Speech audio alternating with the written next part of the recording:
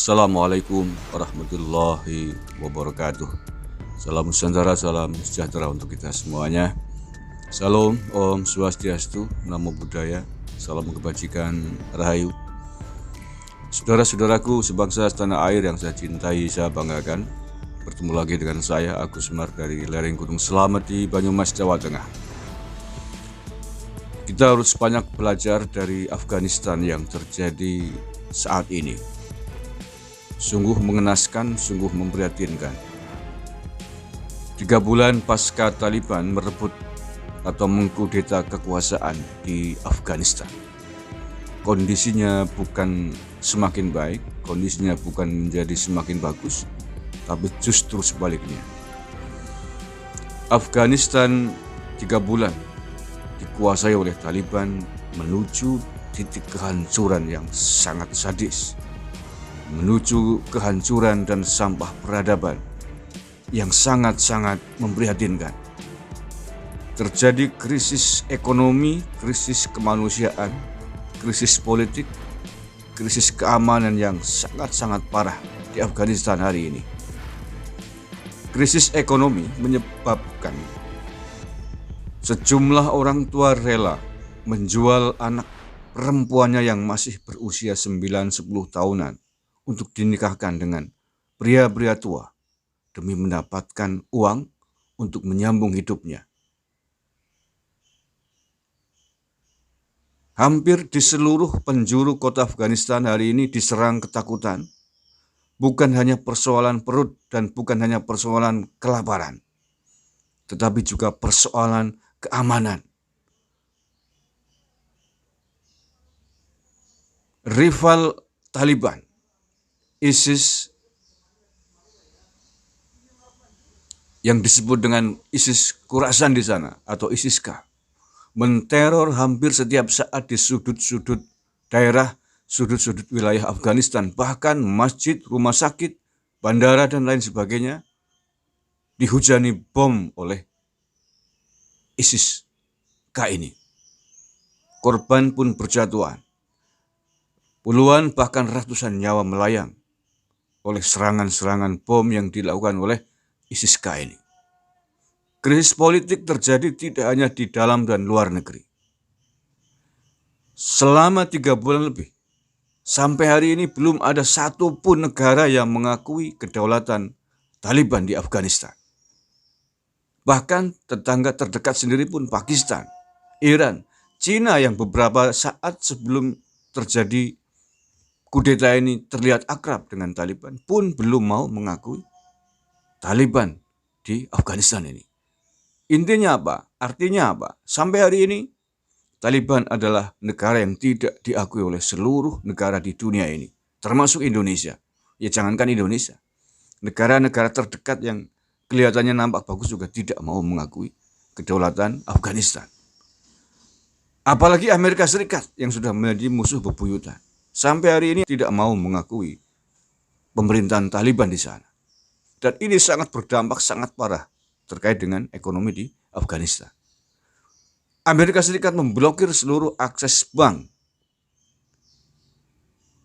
yang mengkaitkan dengan keuangan Afghanistan di negaranya. Ini yang membuat Afghanistan dalam 3 bulan terakhir benar-benar diambang kebangkrutan. Orang mencari makan susah, mencari perlindungan keamanan susah, eksekusi yang dilakukan oleh milisi-milisi Taliban berjalan sembarang tempat semau-maunya. Bahkan ada kejadian seorang warga penduduk melaksanakan pesta pernikahan, di situ ada hiburan musik, langsung dieksekusi di tempat saat itu juga, menimbulkan korban jiwa di acara pesta pernikahan. Naudzubillah min dzalik. Nah, ini yang saya sebut bahwa kita harus belajar. Kita harus mencari hikmah dari apa yang terjadi di Afghanistan ini. Jangan kemudian koar-koar khilafah, solusi perbaikan bangsa ini, solusi kehidupan yang terbaik adalah khilafah. Memangnya gampang membuat pemerintahan. Memangnya gampang mengatur orang dengan jumlah 260 juta lebih. Afghanistan tuh nggak sampai ratusan juta. Penduduknya hanya sekitar 20 jutaan. Hari ini terancam migrasi besar-besaran kalau ingin menyelamatkan nyawa mereka. Atas krisis ekonomi, krisis politik, krisis keamanan yang terjadi di Afghanistan hari ini, negara-negara di sekitarnya bersiap untuk menampung migrasi penduduk Afghanistan yang merasa tidak aman dan tidak bisa makan di negerinya sendiri. Dan ini adalah jalan terburuk yang mereka harus lakukan kalau ingin tetap nyawanya eksis, kalau ingin tetap menyelamatkan hidupnya. Naudzubillah min dzalik, naudzubillah min dzalik, naudzubillah min dzalik. Nah, oleh karena itu, tidak bosan-bosannya saya mengingatkan kita sebagai warga negara Republik Indonesia dengan merah putih yang kita cintai, dengan Bhinneka Tunggal Ika yang kita cintai. Mari kita bersyukur hidup di atas bumi bernama Indonesia ini. Hidup di tanah Nusantara yang gemah ripah loh Jinawi. Hidup di tanah Nusantara yang subur, makmur, aman, penuh dengan kerukunan, sopan santun, damai. Jangan dirusak hanya gara-gara ego ingin meninggikan negara Islam. Jangan dirusak hanya gara-gara ego memahami syariat yang salah. Tidak ada di Indonesia ini undang-undang yang melarang umat beragama untuk menjalankan syariatnya. Indonesia menjamin setiap penduduk umat beragama, setiap warga negara dengan keyakinannya untuk bisa beribadah secara bebas, merdeka, dengan aman, nyaman, tentram, dan damai. Ini yang terbaik bagi bangsa Indonesia. Bangsa yang memiliki banyak perbedaan.